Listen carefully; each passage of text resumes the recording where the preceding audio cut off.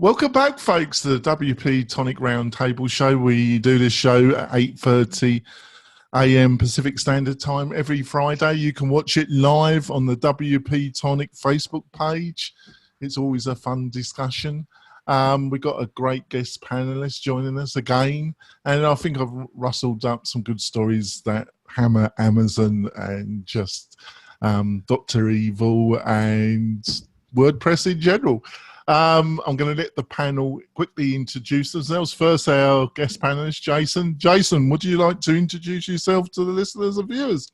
Sure. I'm Jason, or Rez, as most people know me online. Rez with 3 Z's. I'm a web developer who specializes in behavioral marketing, basically helping my clients sell. Oh, well, that sounds good. And we've got a great regular panelist, Sally, joining us. Sally, would you like to introduce? Hi, I'm Sally, the inconsistent one. My business is WP Fangirl. I'm the organizer of the East Bay WordPress meetup in Oakland, California, and a currently anxious cat mom. I don't know how to respond to that, but there we go. It was quite funny, though. Got Uncle Spencer. Spencer, would you like to introduce yourself to the listeners and viewers? Sure, Spencer Foreman, and I help people put together business websites surrounding WP Fusion using plugins like Groundhog and otherwise.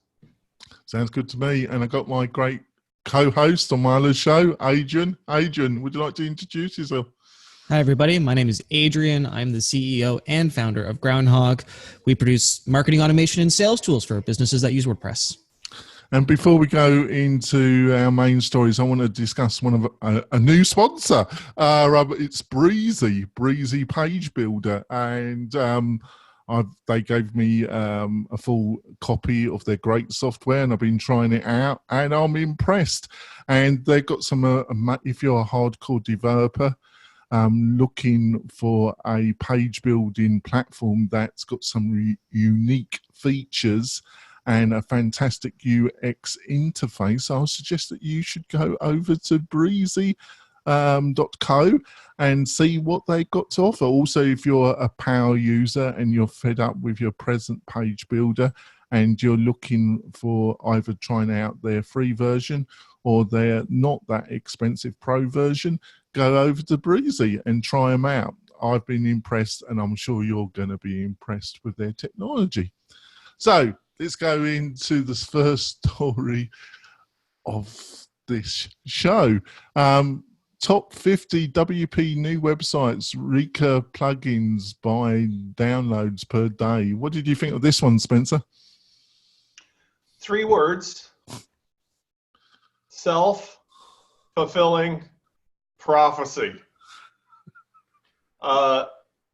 This is one of those instances where the comments are always great. Everything on Tavern always #1 rule: go to the comments first. But like, this is one of those ones where I love certain entrepreneurs in this space. Syed Balki is one of them, an amazing human being, generous to the hilt. And although I don't know him personally, his good deeds stand before him. So I'm happy to see that most all of his plugins and business operations are in this top list. But this is a self-perpetuating list where it's just, why bother?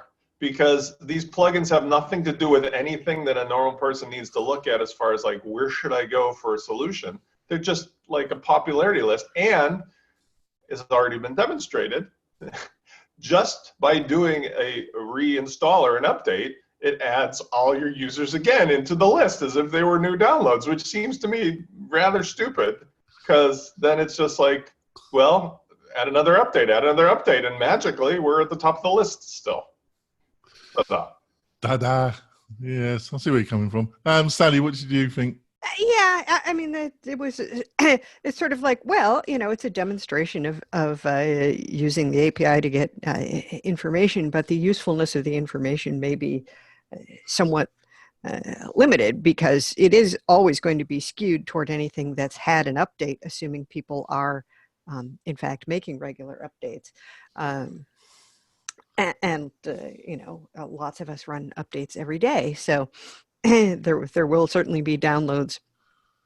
I don't notice with all the clients we support that. I know, keep some figures. It seems to have a rush of updates recently. It's good to know, by the way, as a reverse engineering tool, it's good to know, if you care, how many downloads a particular plugin has, because now we know that there's 612,265 people that are using Opt-in Monster. So that's good to know. Well, wasn't that like the number of people who downloaded it that day, if that's what it is? I mean, I think Like there's no less than 612,000. right. Right, because not everybody does update it. So yeah, I mean, it's like the information may be interesting. I don't personally know that it would be especially useful. I don't think, like, there's nothing bad about their having created it. Like, oh no, terrible thing, you shouldn't do this. It's just that, you know, you may get a skewed impression about things if you are looking only at this information. Yeah, I'm tempted to say something. I'm not going to. Jason. Oh, Jonathan, it would be fun if you didn't. No, I'm just going to read it. Jason, what did you think? Yeah, I mean, I echo what's already been said. I mean, for me, it's like, as a developer, I don't really, I mean, knowing the number of downloads per day, that doesn't really help me in anything. It doesn't help me decide if I'm going to get the plugin or use the plugin or activate or deactivate or anything. So for me, it's like, you know, like Sally said, is as far as, you know, seeing how the API can be used is nice. But as far as usefulness, you know, like Spencer said at the beginning, it was nice to read the comments. Mm-hmm. Yeah. What do you reckon, Adrian? As the resident plugin developer with repository listings, who keeps a very, very close eye on our download count, I again echo the sentiments of everybody here. The download count doesn't actually mean all that squat.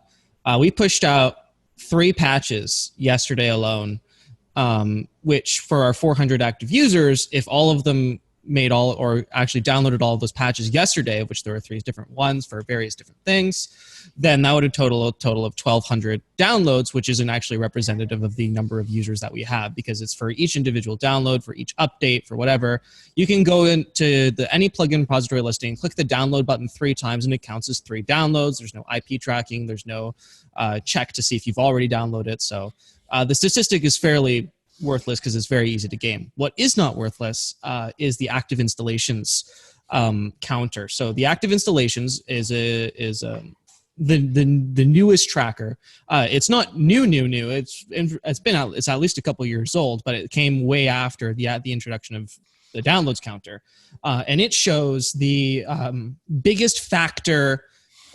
The biggest factor multiple. So if you have 100 to in between 100 and 200, it'll show you 100 plus active installations. If you're in between 10,000 and 20,000, it'll show you 10,000 plus active installations. If you're between 1 million and 2 million, it'll show you 1 million plus active installations. And I think that's a way more accurate representation of, you know, the actual popularity of a plugin. But unfortunately, I don't think that information is actually accessible by the API yet.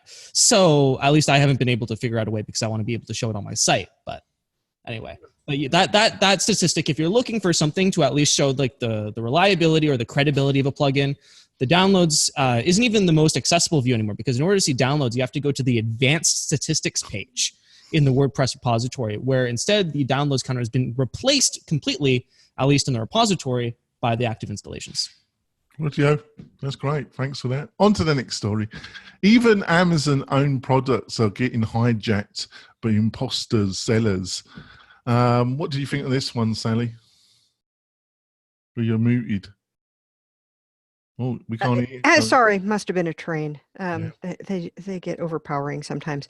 Well, you know, I mean, like many people, I shop on Amazon quite a bit. I haven't seen this happen, but it sounds like it's a really dog-eat-dog world out there if you're trying to sell stuff on Amazon.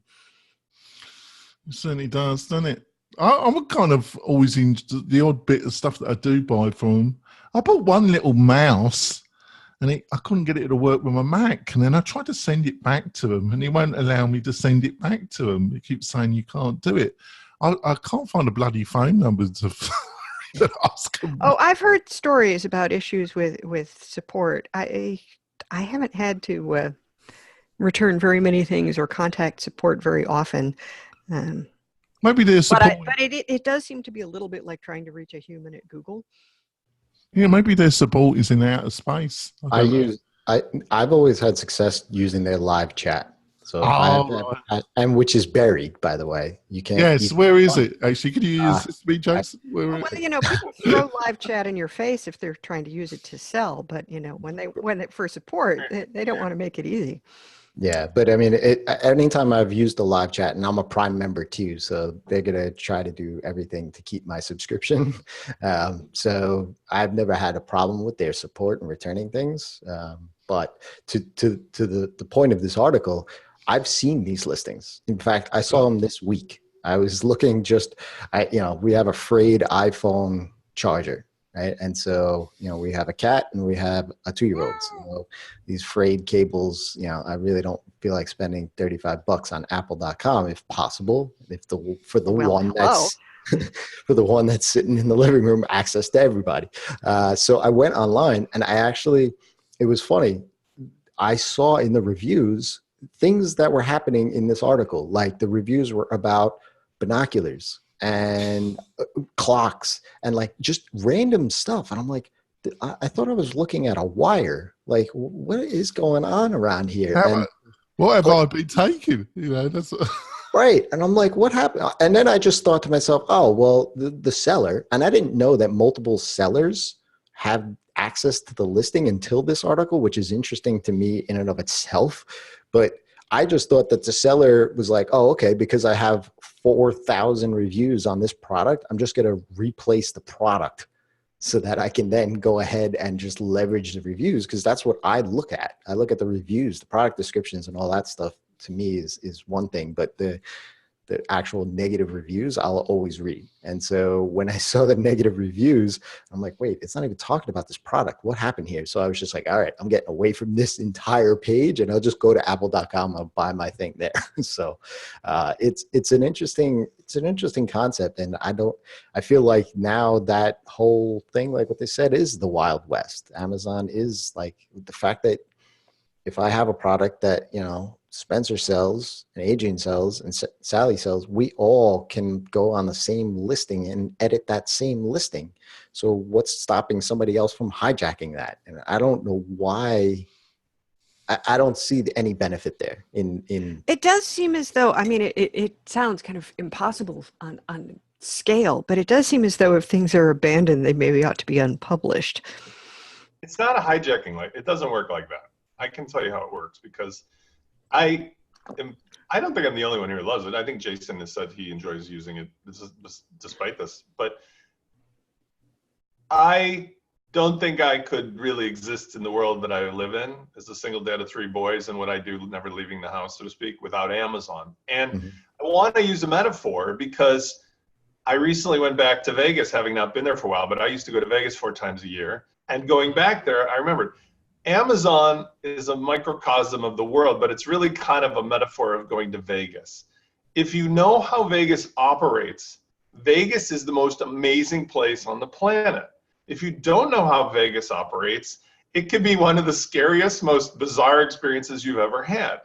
With Amazon, the number one thing is these aren't being hijacked unwillingly. What's happening is that there literally are people that had products that were successful that are no longer irrelevant. And so somebody else comes along and understands that the help for Amazon that lets you change a page listing are sort of underpaid workers in Southeast Asia or something. And so what they do is they call them up really aggressively, like you would talk to the concierge at the hotel, you're upset with your room. And you'd be like, I come here every week and this is the way it should be and and here's what you need to do. And what happens is this $1.50 an hour person go, oh, I'm so sorry. It just puts the new picture in and puts whatever. Next thing you know, and I see this all day long, sure enough, you're looking at what was supposed to be a walk, but it's got a kitty blanket on it or something. The second thing is that Jason said it, you need to have Prime. To live in Vegas, you got to know a guy that knows a guy that knows a guy. If you want to deal with Prime, if you want to deal with Amazon, you have to be on Prime. Why? Because whenever anything goes wrong, you just log in, and there's a million links, it is true, but if you go to the link area that says contact us, it gives you a phone number, and just immediately you call or chat with somebody and go, hey, I come here all the time. I'm a Prime member, and this is what's wrong. And they're like, Mr. Foreman, we're so sorry. Here's all your money back, and we'll go figure it out for you, and please don't hold it against us. And that's it. And if you do it any other way, you just probably will have a bizarre experience on Amazon, because everything, but everything is on Amazon. Yeah. What do you reckon, Adrian? Well, I'm on that sweet student Prime membership from when I was in university. You make me Paying feel that Oh, you super really like are a big- $5 yearly fee for Prime members. It's your purpose fuck to it. come on this show and make me feel totally ancient. Is that your purpose? Yeah, I got an You email are at the yesterday end of from my my alma mater. Well, this year our new curriculum is 50. I bought shoes on Prime that are older than Adrian, I think. Anyway, I like Amazon. I bought this whiteboard on Amazon. Amazon Prime is great. If you don't have it, go get it. Yeah, it's awfully handy to get the almost instantaneous free shipping. And I bought my whole were so recording smart setup. about that because it makes you buy more stuff more often. Yeah. So you don't have to worry about meeting their This minimum. this thing, my mixer, whiteboard, whole recording setup, Amazon for like under $500. I want to give you one secret too. This is for those of us who still do some things in the real world. In the real world, I'll go to Target very often. We have a nice Target bus, which, by the way, the experience at Target, they've updated with the times, if you notice. So like compared to going to a Walmart versus a Target, like Target feels good because they seem like they're up to date. But they also have a very generous policy of price matching. So you get to play the two against each other. When you go to Target and you get your coffee and shop around, if you look at any price, you just take your phone and real quick check Amazon Prime. And there have been more than a few instances where there's a seller on Amazon that's like 30% less than the Target store price. And you just walk up to the counter and they're like, oh, okay, sure. So it's like your Best Buy will do the price matching, but I can't say it's a pleasant experience to shop there. Well, I mean, in terms of like, again, because I don't like to leave the house, but if you're going to be in the physical world and I just need to get some like stuff in that store, while you're there, it's like a physical extension of Amazon, which in my town actually isn't that big of a deal because just up the road in Kenosha, Wisconsin is one of those Prime warehouses. So really freaky is if I order certain stuff on Prime, it can be at my house within an hour, even with the regular shipping. And that on a Sunday, that freaks me out. Like that's as close to having a personal shopper as you can get. So on to story 3. Chrome 78 adds native lazy loading. WordPress contributors continue to discussion regarding core support. What did you think of this one, Jason? Yeah, I mean, I don't know what the story's that exciting, is it, Jason? No, you know what? It's interesting to me because it's something that it's all about the user experience, I think, and I think that if that is better by implementing that on the browser side of things, I'm all for it, right? But the thing is other browsers going to follow, and this article kind of lends itself to saying that Firefox is already starting to think about this and things of that nature. But if Chrome is already doing it and the other browsers aren't, we still have to be mindful of it and still have to do it.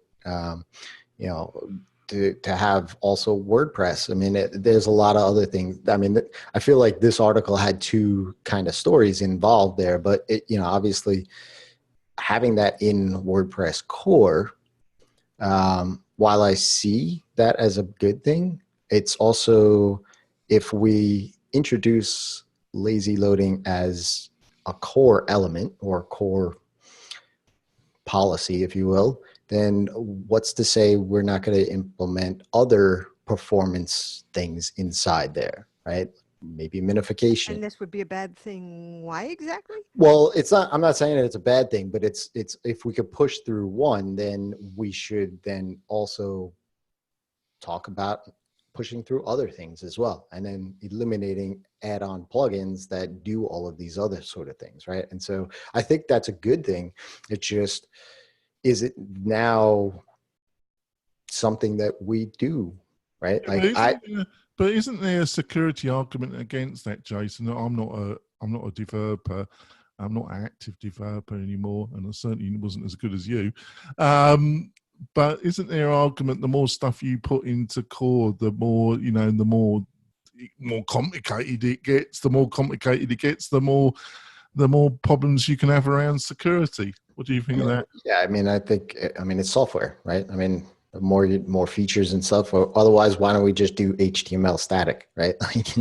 Right. Although, it does look like in the case of the lazy loading for the web, it's basically just an HTML attribute. So it seems not likely to be a huge security risk there. But No.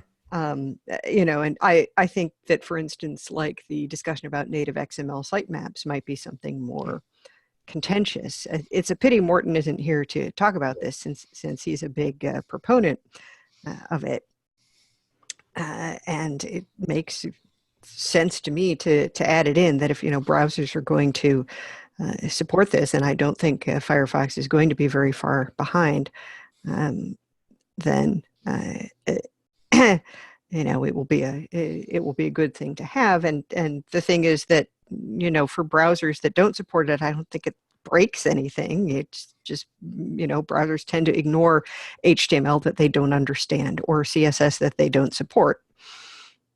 Right. What do you think, Spencer? A couple takeaways. First of all, I really enjoy when Morton's here, because as a person and as a person to have dialogue with, he's just amazing, fascinating, always interesting.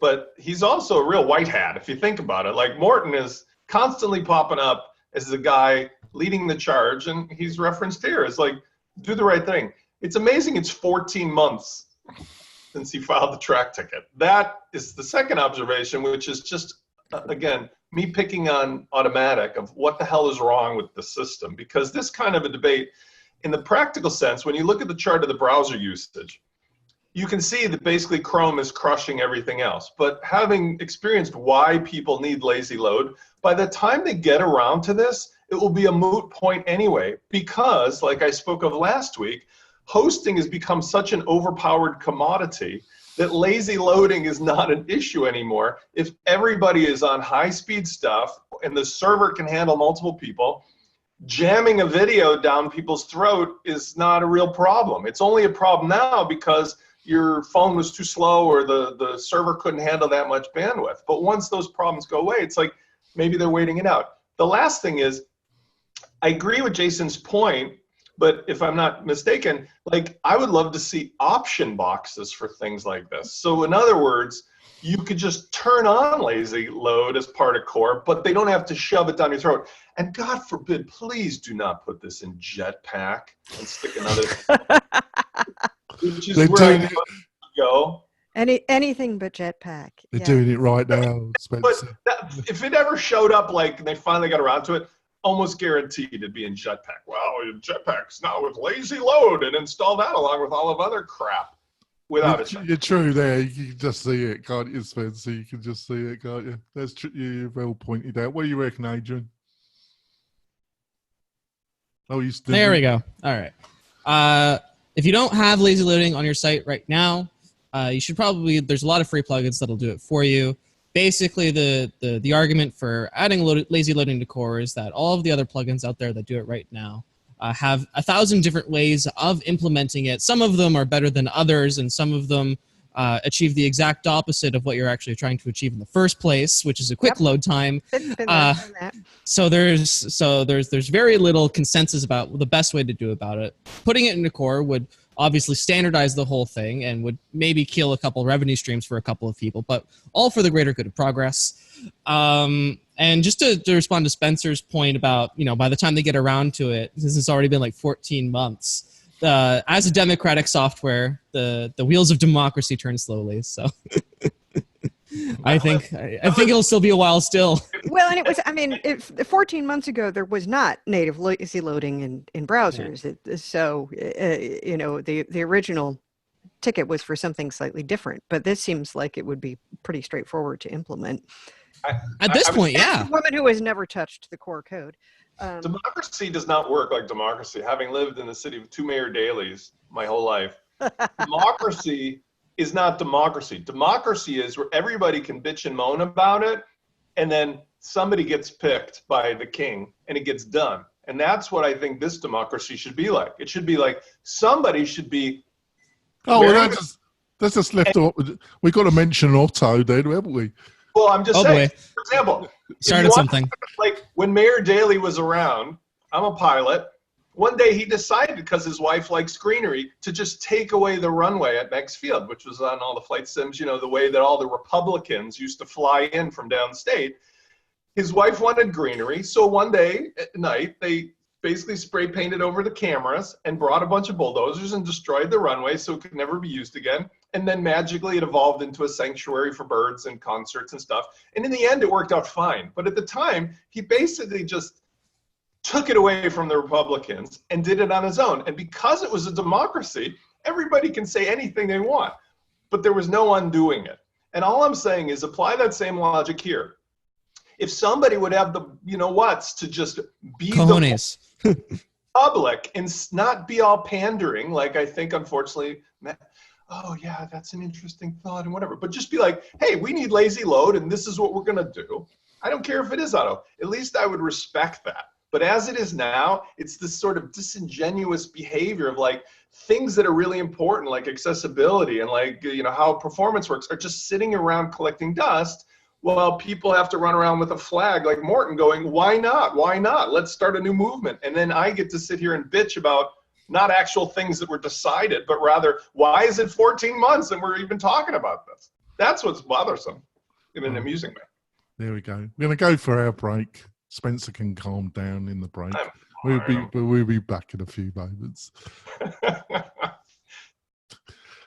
Coming back. Probably Otto's been listening to this. I am going to have to get him on the show, actually. I am going to have to get him. It would be great if Otto actually had that level of discourse with people. See, the difference is Otto is not engaging in the debate. He's just hatcheting people like a hatchet man. There's a difference between a hatchet man you just said in the first half, you wanted a hatch man. A hatchet man is the one that does the dirty deed, but doesn't sit around to talk about it or debate about it. The king, or the one in charge, is the one who's strong enough to stand there in public and go, I'll give that some strong consideration. And then the hatchet man does it, but they take ownership of it. Matt doesn't take ownership over it. Around and says, will no one rid me of this turbulent priest? Right. There's like a difference when everybody knows you've got a hatchet man, but you act like you're, you know, the loved king, versus, you know, it's Machiavelli. If you know that you're feared and you've got the hatchet man, that's a democracy like Chicago. I would rather have a WordPress like that than the one where the king wants to be loved, but he's got a hatchet man. That sounds lovely. You want WordPress to run like Chicago? Great. Like Chicago. I was born in Chicago. Sorry. More murders per year than you know what the shakes get. Right, and some of the strictest gun control laws. Yeah, that worked, didn't it? Yeah. Works fine. Think how big it would be if we didn't have those laws. Oh, God. Think about the fact that most people using guns for criminal purposes don't obtain them legally. There you go. That's, we got bike lanes. That's a surprise, really isn't it? Very good bike lanes, though. And I'm a biker, so that's all I care about. Yeah. Well. Was that in the article? We could have a whole week of shows just talking about Chicago politics. Let's get back to the story, shall we? Apple was a little behind. Uncle Spencer loved this one. Apple was a little behind Siri privacy. Now it's very ahead. What did you think of this, Adrian? And you're muted, Adrian. Get muted. Siri sucks. I don't know who likes and uses Siri, but I have never had a good experience with it. I have an Android phone and I use Google. Oh, I just muted myself somehow. And Google Voice is awesome. And I don't care that it records literally all of my stuff, and there's somewhere in the world probably listening to me thinking this guy has such a weird accent. But because I'm Canadian. Yeah, no. God knows what they think of me, you did. Yeah.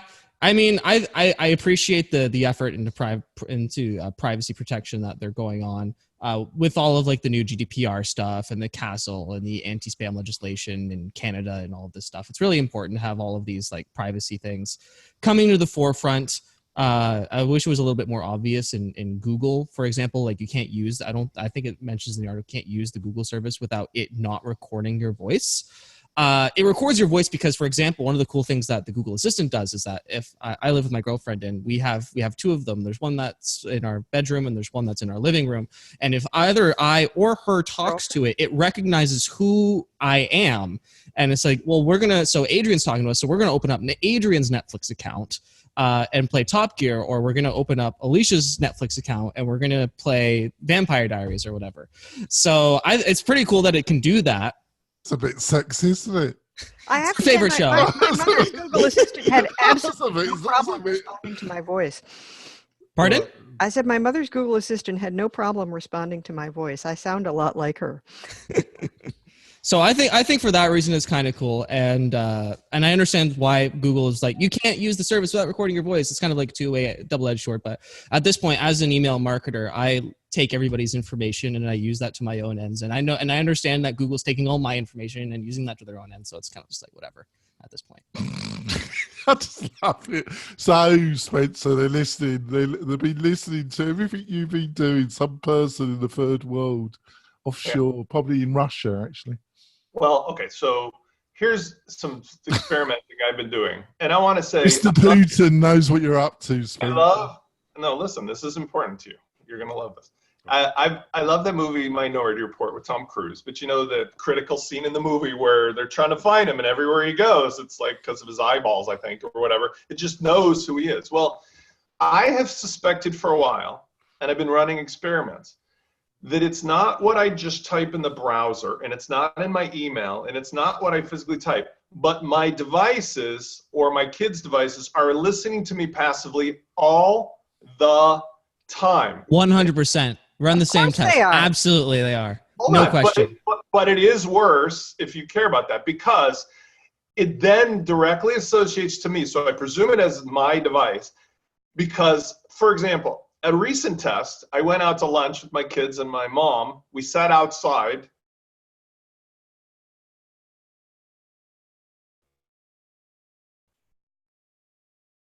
Having lunch for the thing that she asked about. No fucking way that could happen unless my phone was listening to me, transmitting data about those words that were asked by my mother to some database, which then immediately ad rolled me or did whatever. So the conclusion is simply this. Having watched Minority Report, unless in today's world you're willing to go to an Asian bazaar and have some man replace your eyeballs and your vocal cords or something, you're pretty much living in a world where right now everything you do is being tracked and associated with you. And that is the real issue. The issue is not this browser, that browser, Siri or Alexa, because you cannot escape from this. Even when you use cache, it's to some degree, there's a camera somewhere that's recording you and biometrically. So it's kind of like you're in the matrix right now. And you have a flip phone. At a government level, it's never going away. Motorola G1 or whatever it is. Yeah, I see where you're coming from, but I think not having the ladies in your house does help to some degree. This was on my phone. I mean, I'm not going to stop using the phone. Your ladies, you know, they've been pimping on so you. For your information, Adrian, I only stopped using a flip phone in March. Hey, listen, I am not so young that I did not have a flip phone either. You want to know what's so funny about the phone thing? So my girlfriend is my contemporary, and we have all these funny stories from, remember, in the 90s, right? Besides talking about Friends and Seinfeld. We're like, do you know my phone number? And she's like, no. And I'm like, I don't know your phone number either. But the truth is, there was a time when you used to know all of your friends and family's phone numbers. Nobody knows it anymore. I know her email because I only know my own. My husband still hasn't learned our home phone. I know all my important phones. We've lived here for 8 years. How do all of you can't remember? I know all of my phone numbers and I have a smartphone. So Jason, are you surprised that the Spencer's ladies have been pimping on him? I'm not surprised. I mean, I mean, all this stuff is kind of moot, I feel like. I mean, I agree with Adrian. I have an Apple phone. This is my first iOS device since the first gen iPhone, and I'm going back to Android. Siri sucks. How could you do it? The four times that I've tried to use Siri, it has never worked. So No. I use Alexa. I use Google. I get answers, at least if it's not the specific answer, it points me in the right direction. But in case It's got some relevance to what you asked. right, Siri is just like, I don't know, whatever. And so to echo what Spencer I think said, it must have dyslexia, being somebody that has dyslexia themselves. But, you know. The tip is to run Alexa on an iPhone, because you can have Alexa listen to you on iPhone, because you're right, Siri is brain dead. yeah, and I mean, we have Alexa devices all over the place in the house. We have one in the living room, we have one in my son's room, one in our room. We have an Ecobee thermostat, so Alexa's all over the place, right? But to echo Spencer's point, whether or not you are secluding yourself on a desert island somewhere else with no electronic devices, even if you are of all the privacy, like conscious things that you could possibly do, if you just walk outside, somebody else's phone is tracking your voice, recording your voice. We get ads all the time on things that we mentioned that we had never searched for. I mean, I've had it happen just happenstance. Similar story to Spencer, where I was talking with a friend. I never talked about whatever the product was, yet I was getting advertisements on it. So this whole privacy thing, yes, as an email marketer myself, Adrian, yeah, I try to gather data, but I try to be genuine about what I'm doing with that data and put my best foot forward. And if that's what Apple is now doing and other people are going to follow suit with it, it's a give and take. It's a sacrifice, right? And so, like, if you want the convenience of these devices to understand who you are and what you want from them, you're going to have to kind of give up the fact that if it's going to be better over time, they're going to record your voice. And so that's pretty much the take on it. It's the cost of entry to the global community, right? It's like you can't have all of the cool things without it knowing anything about you to show you all of the cool things that you want. It's just, you can't have your cake and eat it too in that sense. They need to know something about you in order to be able to show you the things that are relevant to you. Absolutely. Right? Yep. Oh, yeah, jolly-o, we're going to 1984 with happy thoughts and whatever. There we go. Right. So on to the next story. Steve Wozniak says he didn't mean Apple should be broken up, but it shouldn't be a castle. What did you think of this, Uncle Spencer? So I love the Woz because, he's got the credibility and the standing to talk about stuff, but it does feel, it's funny because, when I was a kid, he was doing this thing and it was like soldering iron, like making computers, obviously. I think the thing that makes sense to me is that when I look at Apple, I used to be a fanboy, and unfortunately, I've not been able to achieve what Jason has done because I did divest myself of Apple products. I've not bought a new one in 10 years. In the last 5 years, I only bought used ones because starting in 2016, they started sticking their thumb in the eye of everybody with their new hardware by making it worse and all soldered down and you can't modify it. So the Mac that I have here is a 2015 MacBook Pro, and I tried to get rid of my iPhone, and I'm an A+, but when I moved to Android, I just found myself stuck with the iMessage thing and so forth. However, point is, most of their problems stem around Steve Cook and all the other design stuff when they built the spaceship, because they've insulated themselves with $1 quadrillion and they've alienated their customers as far as I'm concerned. And as far as a company is concerned, while it's true that it'd be great if they went back to that granola mentality and, can do whatever, that's just not going to happen. They're just like Amazon now. They're not going to break themselves up voluntarily. They want to be inside of that spaceship, and they're going to continue doing what they want to do as long as they're being allowed to. And that's the world we live in today. The only thing that can break up an Apple is when somebody gets clever enough with an iOS that can run on open source hardware that competes. And right now that looks unlikely.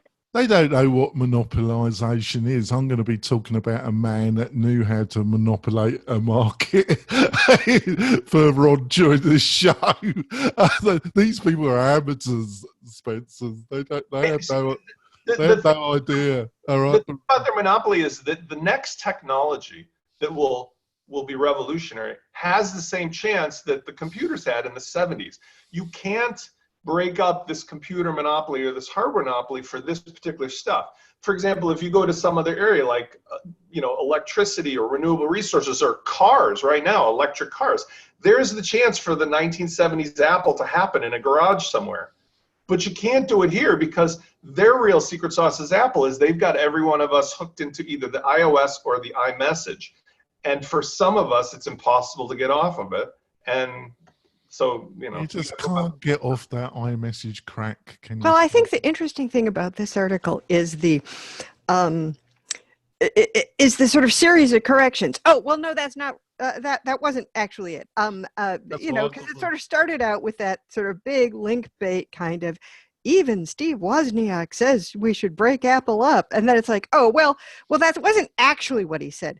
Oh, well, no, he came back to us with more corrections and now, and I mean, I don't remember what HP was like in the 70s. So I'm not entirely sure what he's referring to in thinking it would be, nice if Apple was more like that. But it seems as if, the sort of spinning off divisions and giving them some independence is a little bit more. But here, you're like, update, August 29th, 10 a.m. While it was fairly clear from Woz's initial comments that he wasn't advocating splitting up Apple for antitrust reasons, we initially suggested it might be along the lines of his previous comments about how HP offered engineers more freedom. He's since clarified that he's actually talking about independence in a more traditional sense, except whose tradition and what sense? I think to be honest with you, I think what he's trying to say here is that, and the only reason why I have an iPhone is because I had a kid born, and so the camera on my Nexus phone. I didn't understand what the linkage was. I thought, where's he going with this? But now I understand. So the camera on my Android phone was crap. It was slow. It didn't work. Now they've gotten much better. But so that's why I got the iPhone. Yeah, even my mid-range Motorola has a pretty nice camera. Exactly. And so that's why I'm going back, right? But so the thing with me is that Apple has lacked major innovation since Jobs died. And I think what this is really, the backtracking, the updates, or whatever you want to call it. I think what Woz is kind of saying here is that we need more innovation coming from some of the creatives that are inside of Apple. And because of the structure that company is, there's no exploration. There's no, the 80-20 rule of Google or whatever it is. And HP, Sally, I did a study back in college on it.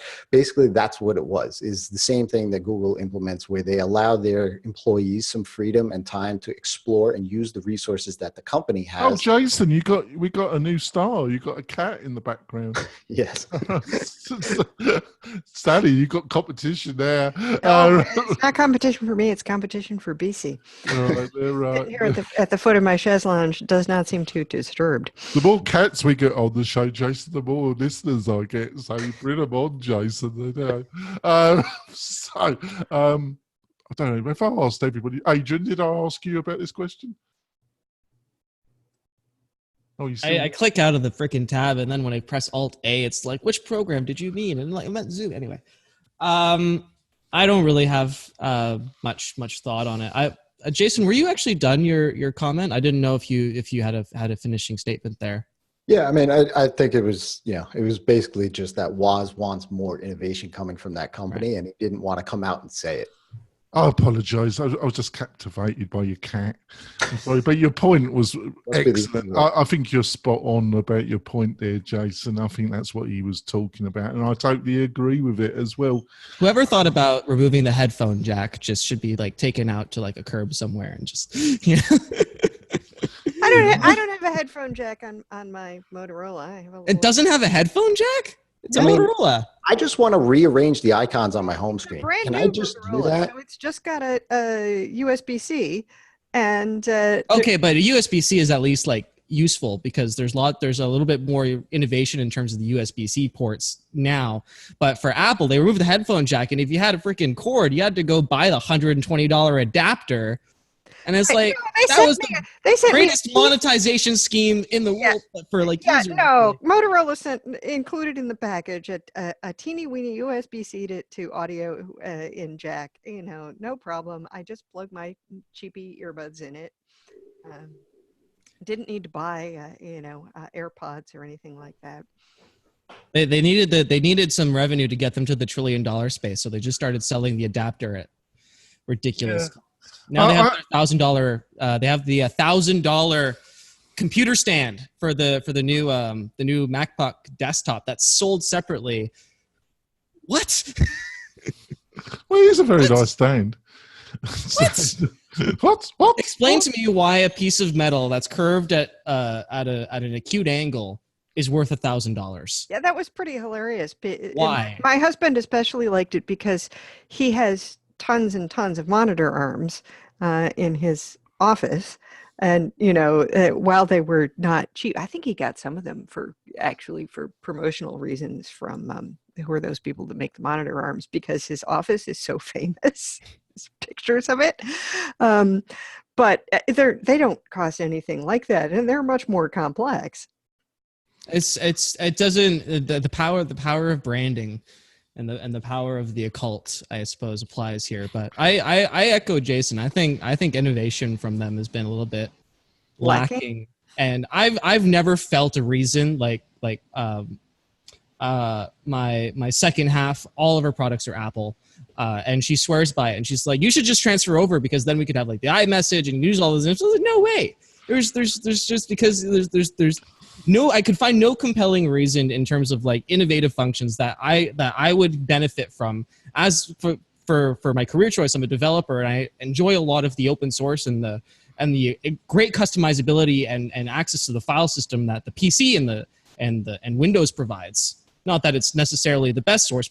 Most developers probably prefer the Linux, but it's still way more accessible in terms of development environment than for like Apple and stuff. So I just see no like reason to just go down that road because it's been the same for like the last 5-6 years. I've seen no reason to go over. Yep, I agree with you. What's the time? How are we doing for time? All right. Like Spencer's still on 2015 and he hasn't had a problem. I will say this though about the Apple. So the laptop that's 2015 fully capable, when I tried to run a lot of the web-based stuff, even with the latest iOS, it was freezing, which was really hard for me to understand. I ran memory thing and it was just probably Google Chrome was sucking all the memory. So I bought a little NUC, an Intel NUC connected to this Costco high-def monitor. The whole combination cost me a few $100. And I love it. Windows 10 is indistinguishable from iOS. I don't care about that. But the one thing that I wasn't able to achieve with the phone was on the Android, the ways I did things, I was so ingrained with how iOS worked that I just couldn't get off of it. And then the iMessage was kind of like the final straw, because it is weird to say it, but you can do things in iMessage you can't do through normal text messaging. And I kept finding myself going, oh, so say la vie. But like, I can definitely say, if I could get off of the iPhone, it's over. I mean, It's Apple, over. We're broken. Apple with Steve. Tim Cook is like fine as a person, but the way they run the business, it's like I don't want to buy any of their crap anymore. And the experience in the store is ridiculous now with the hardware. I had one of those things where the battery needed a replacement. At least this time they did it for free on the 2015 computer. They had to ship it off. Now they did it fast enough, but it was like, really? Like if this was the only machine I used for work, I have to just suddenly not be with the computer for a week because your battery f up? You can't just do it. I actually had to do that with my PC, my HP. I actually did that yesterday. So it's not just an Apple thing. They had to replace the whole motherboard. Fortunately, I had a warranty, but there you go. I'll give it depends what it is. My previous dev machine, I had to replace an SSD while it was in warranty, and they were willing to ship me the new one before I sent them back the old one, as long as I gave them a deposit for it, and then they refunded it because it was covered. I didn't get that option. I should have gotten that option. Yeah, there you go. You should buy your computers from Sager. Oh God, how much? All right, I don't think we have that in Canada. What is that? It's it's on go to sagernotebook.com. They build custom gaming laptops. Oh, it's a website. Okay, not an actual physical. House with that fan.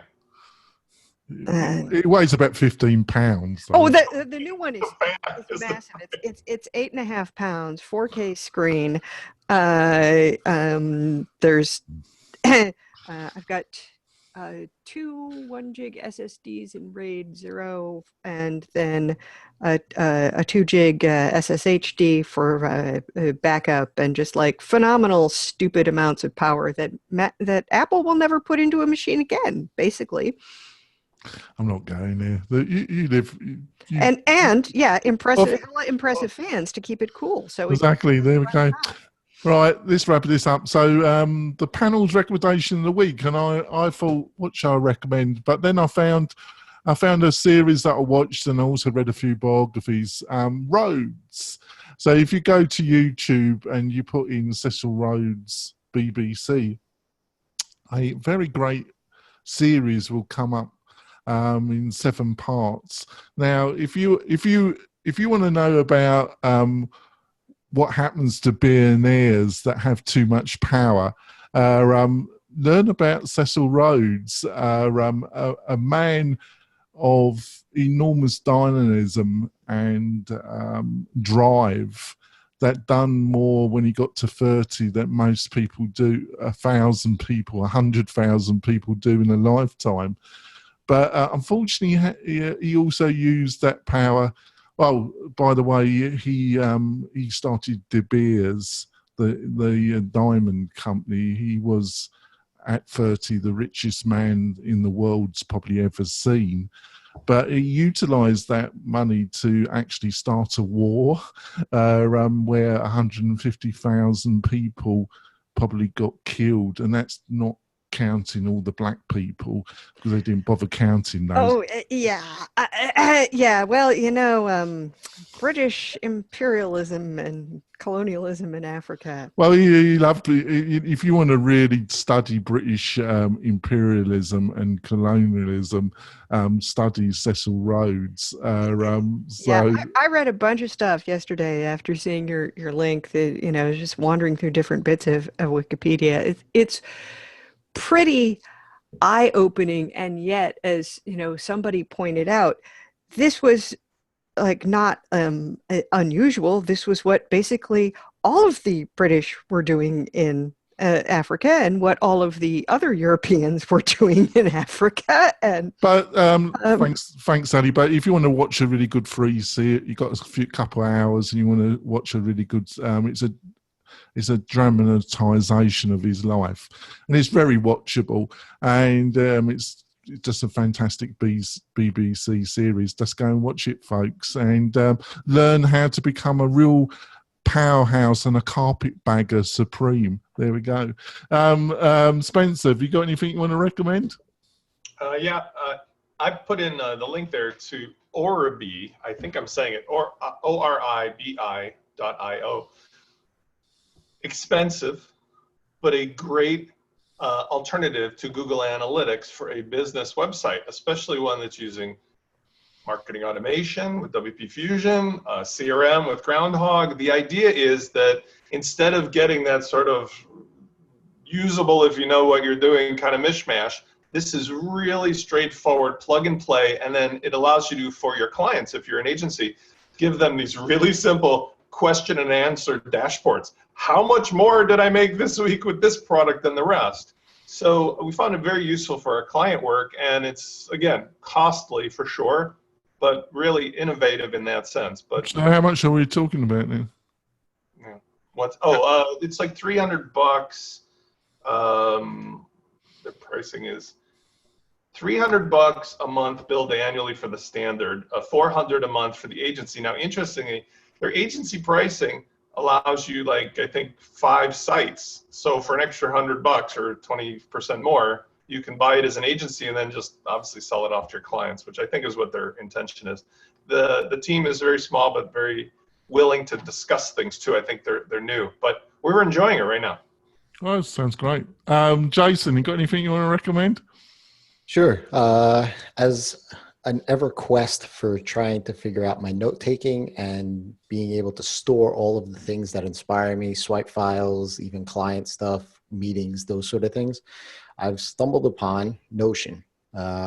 This is something, it's notion.so is the website. And for me, I've only been using it really over the past couple of weeks. But for me, I mean, I've been an avid physical notebook note taker for years, using Evernote, Google Docs to collaborate with people, Airtable and Google Sheets for those sort of things. Notion seems to aggregate all of that stuff, and you can actually make it do whatever it is that you need it to do. So I've looked at it once or twice. It's a really kind of interesting combination of sort of a wiki and a collaboration platform. Yeah, the power really comes in play with the relational databases that you could build from it. It sounds complicated, but it's not. And I've started to include my clients into it. So weekly dashboards I'm building out inside of Notion. And I gotta say that for an entire week, outside of this one diagram, I haven't used a physical notebook. So for me, that's I don't know. I haven't found anything like it before. I'm still learning it, and Marie Poulin is a big advocate on this. She does some videos for it as well. She's from Okie Dokie, but I don't know. I've been loving it, and I see myself continuing to use it. You could use it for free for a certain period of time. I think it's a matter of notes or something like that you could store, but then it's a nominal charge after that per year. It's like I get paid like $30 per year or $40 per year. It's nothing. So I'm thinking about ditching Asana and some other monthly costs based around it. That's great. Make sure the links. Did you put the link Yep, in? I put the link in there. Thanks. Sally, have you got anything you want to recommend? I do. I would like to recommend something I saw on the WordPress.com blog. They did some research into hiring senior women engineers, and you can download the whole research report about what they did was they asked. They collected a sample of people they could interview in depth. They got like 70 some responses. They chose 14 or 15 people that from a range of different countries and levels of experience to find out, well, if you're a senior developer and you're a woman, what is it that you look for in a company before deciding to take a job there? Because of course, if your company is serious about increasing the representation of women on its engineering staff, it's useful to know how to attract capable women. And not very much was surprising to me in terms of what people said they wanted or said was a red flag for them. I think the thing that surprised me most was a notation that said basically they wanted more technical discussions in groups for women engineers. And I thought, wow, I mean, okay, I'm not sure I belong to any groups that are like specifically for women, although I belong to groups that have a pretty high representation of women in them. And it's like, has the situation been such that it just devolves in like everybody talking about how they're coping with the bullshit they have to deal with at work, and nobody is actually talking about like technology, which is the thing you actually want to talk about? Like, I don't want to go to a conference and speak about being female. I want to go to a conference and speak about what I'm doing with WordPress. Well said. There we go. Adrian, got anything you want to recommend? Yeah, I have two. So wow, you get 2 stars there. I've got two. So my first is a Facebook group which is an open group that you can go join. It's called WordPress Plugin Suggestions. So if you're looking for a plugin, you can just kind of ask, hey, listen, what is everybody using for this? And you'll get a bunch of different recommendations, and you can go compile. Or you can go in there and recommend a plugin if you're really enjoying it and you want to say, hey, listen, I think you should be using this. You can go to that group and do that. Really nice. Second suggestion is just because Spencer recommended Oribi, and I looked at the pricing and I was like, if you're an agency, that's cool. But if you don't have like the big bucks to be spending that, level of dollars per month, then I use a different tool called Clicky Analytics, which I use instead of Google Analytics. And it looks like it's straight out of the 90s, but it has all of the relevant information and it's pretty readable, and you can do a lot of browsing, and it's significantly less expensive. We're talking like sub $100 a year for like a bunch of different sites, and you can white label the thing. So if you're an agency and you want your clients to log in and have your logo and all that, they do the whole shebang at a much lesser cost. So you have two options there. You have like super like bespoke, because they don't do it, like Clicky won't do anything bespoke for you. So if you want to do like super high class service and bespoke stuff, then you can go like super expensive route. Or if you want something that's like straight out of the 90s but is a little bit more approachable in terms of cost, then I'd recommend you go check out Clicky Analytics. Oh, that's great. Thanks for that. So we're going to wrap up the show. Before I ask the panel to give their details, how you can contact them and find out more about them, I just want to say, if you want to come on the panel and be a guest panelist, especially if you're a lady WordPress developer or influencer in the WordPress space, please go to the WP-Tonic website and send me a message for the Contact Us page, and we can have a chat and hopefully have you on the show. We love you to be part of the WP-Tonic tribe. So if that sounds interesting, give me a buzz. Jason, what is the best way for people to find out more about you and what you're up to? Sure. You can find me on Twitter. I'm at Rez with 3 Z's, or Rez.com with 3 Z's as well. Oh, that's easy.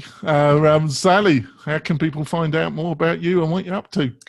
You can find me at WPFangirl.com. I am at Sally Getch on Twitter and on Instagram. And Spencer, how can people find out more about you and what you're up to? All for free. Tell me what your business problems are with marketing automation. You can find me at WPFusion.com or at WPLaunchify.com. That's great. Adrian, how can people find out more about you and your company? If you need marketing automation and sales tools, email marketing, contact database, CRM, all that good stuff, you can head on over to groundhog with 2gs.io, get our free plugin, install it in your WordPress website, and have all of that stuff kind of just taken care of for you. Right, that's the end of the show, folks. Thanks for listening and watching us, and we'll see you next week, where we'll be discussing the latest WordPress stories or anything else I find that I think is interesting to my beloved audience and viewers. We'll see you next week, folks. Bye. Bye.